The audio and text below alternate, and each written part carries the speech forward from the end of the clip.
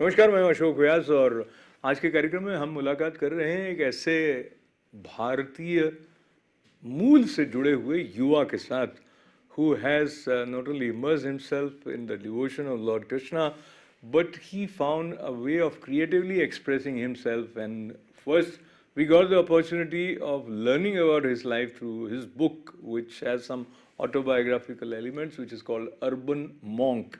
And Pandit Gadadhar Das ji here with us today again with a big news. So we'll request him first of all, by thanking him to be a part of this conversation at ITS Studio. Namaskar. Namaste, and thank you for having me again. And as I welcome you, tell me what is it that you have been welcoming in the past few years or so after having changed your life from business to devotion? Well, it was business to devotion and a little bit of business again. So after I wrote the book, I basically have been doing very extensive lecturing throughout the country. Gradually, I started also lecturing in corporations on the topic of stress management. And as you may be aware, that meditation is becoming very popular in corporations, in colleges, in schools, because people are becoming aware, because of all the research that's being done on this topic, of how beneficial it is for corporate professionals who are experiencing tremendous amounts of stress, and how also it's beneficial for young kids, and it helps them calm down, it helps them control their emotions. So as that research has emerged on that, for me, more opportunities have opened up to lecture not just in colleges, but also in corporations, and how people can... Okay, let's go 1, 2, 3. Start with stress. What are the main causes of stress? And do you think it is age sensitive, that maybe kids don't have stress, or there are different reasons for stress amongst kids as compared to those who are actively working in a competitive business environment? Well, according to the American Institute of Stress, they say that 46% of our stress comes from the workload, and 28% comes from people issues. So who doesn't have people issues? Whether you're a kid or you're an adult, you're going to have people issues. My assumption is that adults, because they have so many responsibilities on their plate, they probably have a greater amount of stress than children do. But of course, children not knowing how to deal with all the complications of life might find themselves in as much stress as adults. It's hard to say, it's hard to measure, and I don't know if there's been a study that's showing that adults have more or not. We would assume that adults have more just because of the sheer amount of responsibility for their finances or for the family members that they carry, and all the work pressures and deadlines and overtime and weekends. All of this has got to be leading to a lot more stress. So I think... So now, a common observation, similar set of situation. One person would be more stressed, another would calmly walk through that stressful situation for this person. Now, I understand there must be difference in terms of the way you react to the situation, which causes stress or keeps you calm. Sure. If you are aware and if you have a little training in meditation about the nature of your mind and what things affect you and what things make you react and make you lose control of your emotions, if you're more aware of that, hopefully you can tolerate the situation and not react and explode, because that doesn't do good for anybody, right? We could end up looking like fools if we explode.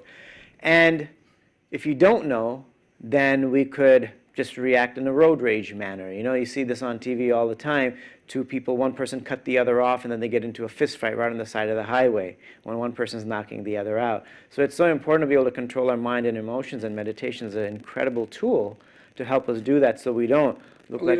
Let's not go to the meditation right away. Okay. Let's talk about behavior pattern, because many people would feel that this word meditation itself is something that they would like to stay away from, because ultimately they think that it is my mind that I'm working with, and this guy comes and tells me another technique.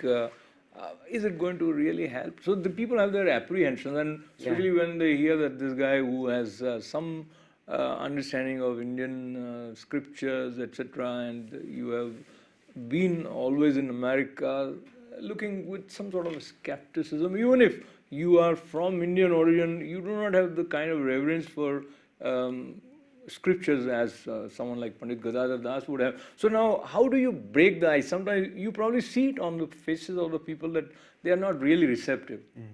Well, fortunately, it's not so difficult to break the ice. And yes, people have a legitimate reason to have a little skepticism. It's new. What's it doing in the workplace? Why does it belong here?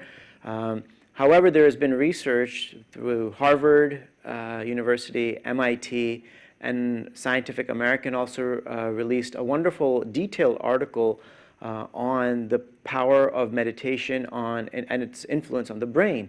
They said that people who meditate 6 to 8 weeks regularly, it sees that their memory improves, their focus improves, their productivity improves.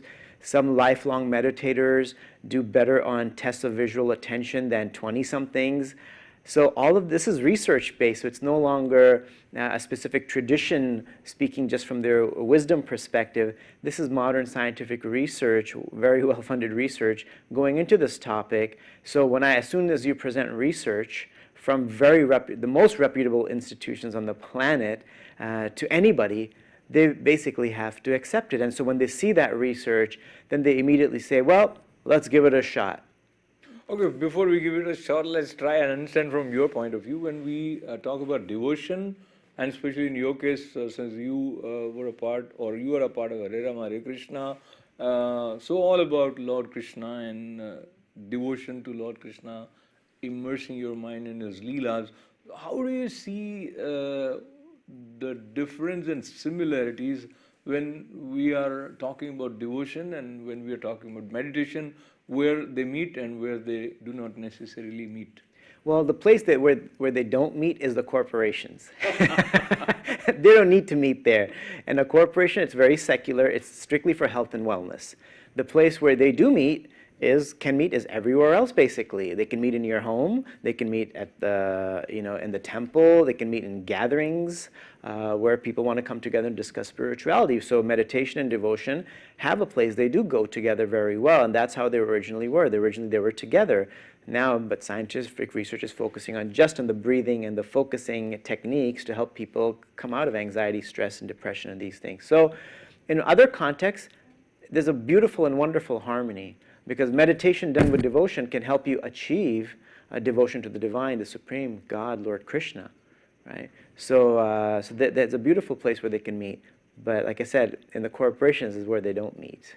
Okay, so if they don't meet in corporations, but when you are going there and they know that you are a devotee of Lord Krishna, whether they know it or not, I do not, but I assume they know because of they read about your background. So then, and I don't see that you have that pressure of making everyone aware of Krishna consciousness when you are there to figure out a way of reducing their stress.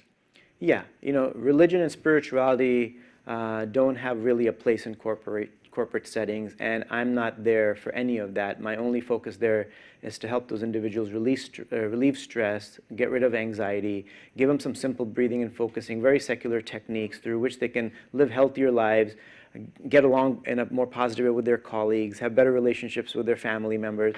That's all that setting is for. In a more spiritual environment, naturally I will encourage a more devotional approach to life. Okay, so when we are talking about breathing exercises, that reminds me of pranayama. Yes. So pranayama is a part of meditation, or it leads to meditation, probably it helps. And there's another, call it technique of japa, which is repetition of mantra. Do you see that as something that is a way leading towards meditation, or in the kind of meditation that you are teaching, there is no need or no place for jap? At this point in the corporate setting, it's basically breathing and focusing and scanning and thinking positively and compassionately to people that may not have been so kind to us. That's basically what we focus on in the corporate environment. Japa, until more research is released, there's probably not a place for using beads because it may come across a little too spiritual, a little too religious. So I don't think there's a place for that yet in the corporate environment. Like if I'm lecturing to 100 people, corporate professionals, I would not introduce beads, because right now, even though they're incredibly helpful, but unless there's research backing it, we can't really present it in a corporate environment. But in all other environments, it's really fantastic, just keeping the mind and senses engaged on beads as we're chanting and praying and Okay, meditating. now let's talk about meditation. And before we talk about the way you teach meditation, let me try to see if you are kind and open enough to share with us your own journey towards meditative moments in your lives. Maybe in the presence of a guru, maybe you were at a secluded, sanctified space at, with your own mind, and you felt that this state is something that I may refer to as being in a meditative state. So,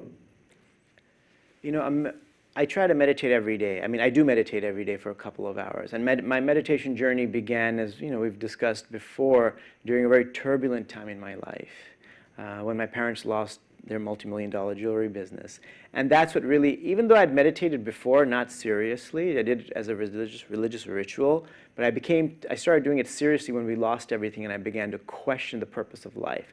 So meditation goes really well if one is questioning and exploring the answers to the bigger answers to life, why we're here, what is our purpose, what is God, how did I get here, what happens after death. If meditation can be accompanied by this type of questioning, you can actually get into a much deeper meditative state, because now you're really eagerly looking for the answer to these questions. And when you can sit and meditate, you'll be amazed as to how these answers actually do reveal themselves in a gradual way. So now, this is a mysterious area to my mind, because you are working with your mind in a way which is unique, and but you are aspiring for stillness of mind. Now, there are people whose minds are very active and they are taught to be aggressive to succeed in life. So when they come to your class, they bring same habit pattern with them. How do you deal with them? What are the common obstacles that people share from their point of view as far as being able to meditate? Well, this is basically it. I think you listed the common obstacle, which is that people say that, oh, I'm really active, I have so much going on, my mind's constantly wandering. According to the American Psychology Association, they say that an average person goes through between 25 and 50,000 thoughts per day. So I think it's probably more if you live in New York City. Right? I think so. So that's the case for almost everybody. Almost everybody has the same problem. So what I encourage is that you have to take the first step. Once you start meditating, it's not that your mind will become less active, because the mind is the mind. It's active. Like a 2-year-old child is just active. Right? Now, what do you do with that active 2-year-old? Allow it to be destructive or engage it in some positive activity. Same thing with the mind of any individual. You can allow that person to just think negative thoughts, let the mind go down a negative road. When something negative happens, just dwell on it and dwell on it and dwell on it and can't let it go. But with meditation training, you can see the problem as a learning experience. Maybe you can do that even without meditation, but it can really help strengthen the mind, because a weak mind will go down the negative path. It'll just dwell on negativity. A positive and healthy mind can learn something from that situation and grow from that situation and try to correct the situation. Right? Because so often we dwell on something negative for days and weeks and months. We make enemies out of friends or colleagues for simple misunderstandings, because we let the ego get in the way. But if we allow our mind to become strong and healthy, like any muscle in the body, if it's strong, then it'll function better. So the muscle of the mind has become really weak. So we need to strengthen it by meditation. And that means that when the mind wanders, we bring it back to the power of meditation. It wanders again, we bring it back by the power of meditation. And that bringing it back is a strengthening of the mind. I like to think of it as doing push-ups for your mind. It strengthens it, it makes it healthy, and it nourishes the mind, gives the mind what it needs. And when the mind is strong and healthy, then when you engage in your work, you can actually focus better, be more productive, and be less agitated and disturbed when things aren't going the way that they're supposed to. So that's something we would all like to be a part of our lives, so that we are not agitated and we can calmly deal with all the challenges that come our way. And from that point of view, Pandit Gadadhar ji, does our environment play a significant role, and also the importance of places of worship? For For example, if talking from your own experience, if you spend n number of hours a day at a place which we refer to as temple, and now we are going from a corporate world to a pure place of worship. And there is another big Hare Rama, Hare Krishna temple that is coming up in New Jersey. We'll talk about that. But first, in general, being at a place of worship, how it works on your mind in terms of increasing your ability to meditate.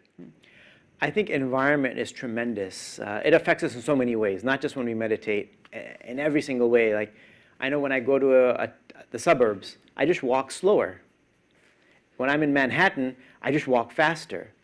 It's just the environment, the energy, it does affect us. So if we're meditating in a temple environment where others are doing something similar, devotional, then that consciousness is going to affect us, right? So if you're in the office, you're in the go-go mode, and if it's Sunday, you're at home, relaxed, you're naturally going to relax. You can't have that same energy. It's hard.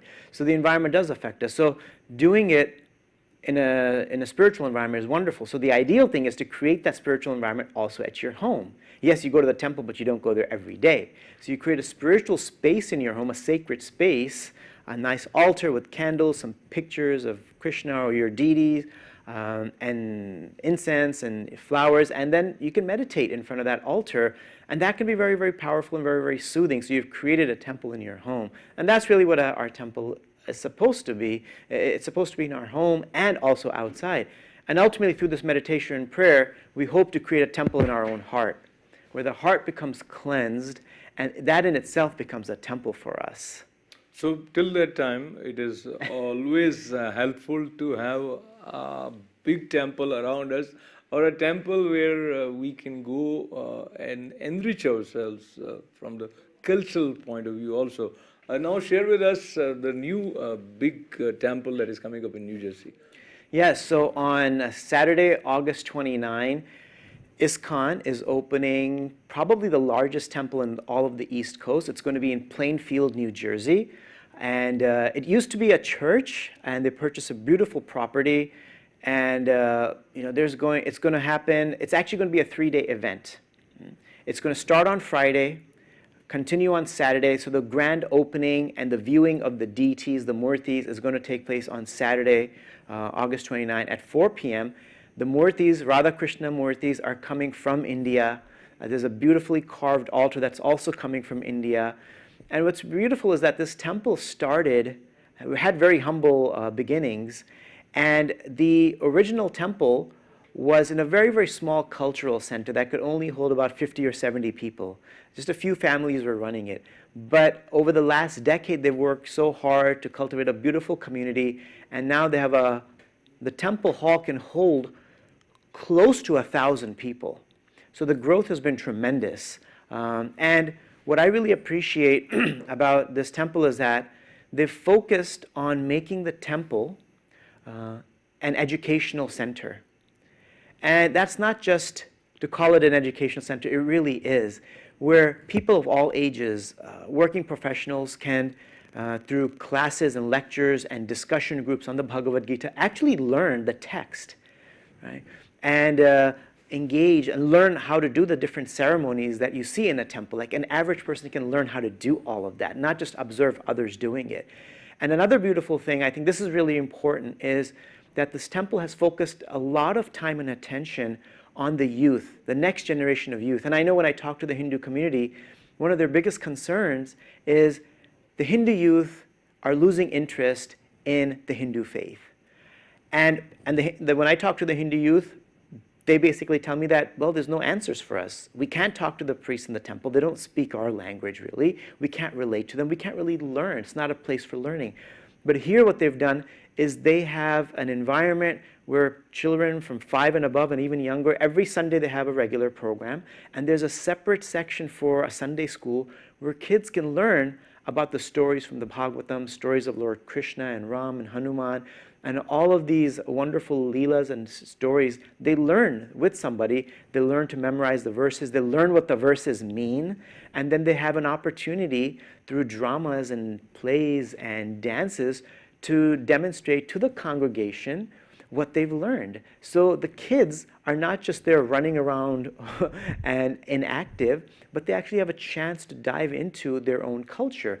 And I've personally seen a lot of the youth who were 10 years old and 11 years old, now they're in their 20s working. They are very actively engaged. These are kids who were born in this country, grew up here, grew up in that environment, and now they're very actively engaged in that temple.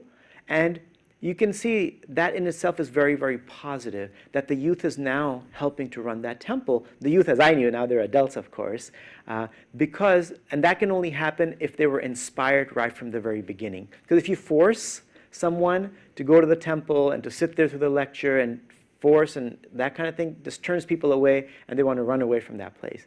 But the fact that they want to go back there on their own on a Sunday and help cook, help clean, make the announcements, just help the program happen, I think is a really wonderful testament of this Radha Krishna Temple and Cultural Center that's opening in Plainfield, New Jersey. So talking about Radha Krishna Temple and Cultural Center, which is opening up at Plainfield, New Jersey, if one of our viewers want to be a part of this 3-day celebration, which starts from 28th, 29th and goes up to 30th, where can they get more information about it, and in what way they can become a part of this community? So the website people can visit, it's called iskonnj.com. That's ISKCONNJ.com.